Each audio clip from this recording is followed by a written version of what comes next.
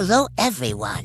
This time we are sharing a delicious tomato soup recipe, perfect to eat with a grilled cheese sandwich. We're gonna roast all the ingredients in the oven. Do an oven dish, add 15 tomatoes, 3 onions, 3 bell peppers, everything roughly cut.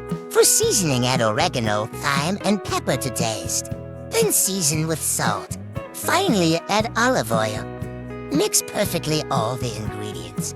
Mix, and mix more. For extra aromatics, add rosemary.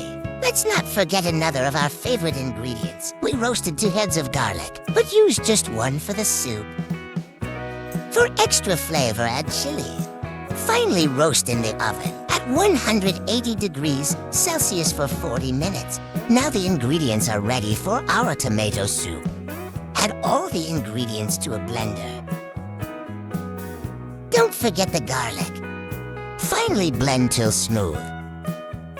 And our tomato soup is ready to enjoy. Garnish with cream and basil. Now enjoy with a grilled cheese sandwich.